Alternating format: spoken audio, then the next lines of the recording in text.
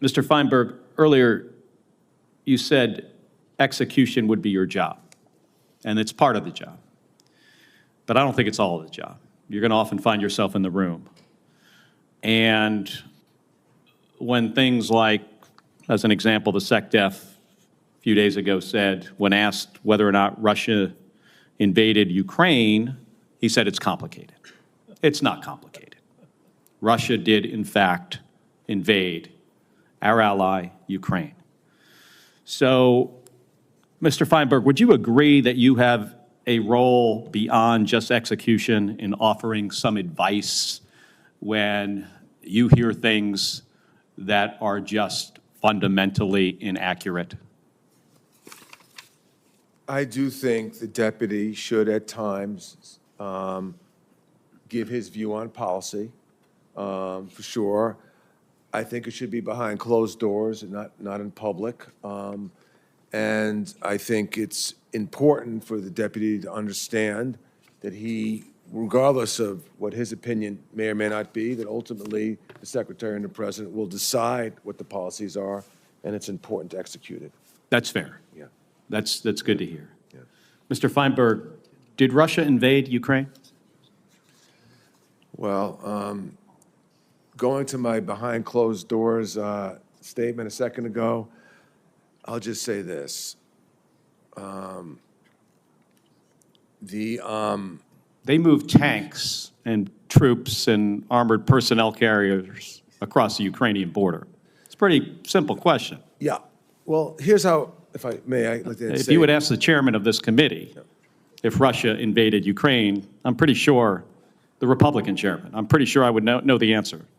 I got you. However, there's a very tense negotiation going on now. It's important for American interests. I don't have Mr. Feinberg, we've got to live in the real world here. Yeah, but I don't. I mean, things happen, and it's obvious to the rest of the world. Yeah. And I think it's obvious to Europe right now that we just blew up an alliance. And for us not to be able to say an obvious fact it doesn't help a negotiation.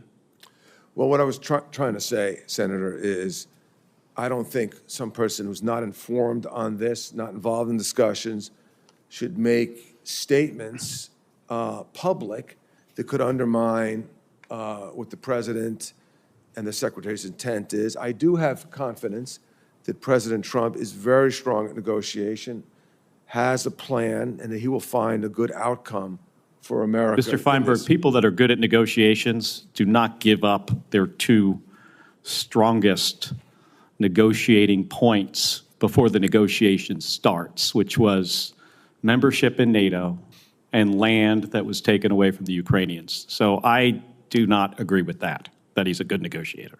He actually, this week, has been a pretty bad negotiator. Well, I want to make sure. Actually, President Trump, you know, his policy has always been peace through strength, and he is very cunning on how he proceeds and how he approaches these. He's the first person to ever bring Russia to the table where we are close, potentially, to a settlement. So I'd like to see how it works out. I have confidence it will work out favorable to America. Well, I do not share your optimism. Understood. Here. I mean, this is, we went into a negotiation giving up the two biggest points, and that is very troubling. And at the same time, in the same week, we blew up an 80-year alliance. And some of my Republican colleagues have a hard time even stating the obvious, that Russia did, in fact, invade Ukraine 3 years ago. I know, Mr. Feinberg, I know you pay attention to the news. And I imagine if I asked you this question 3 years ago, I'm pretty sure I know what the answer would be. Thank you.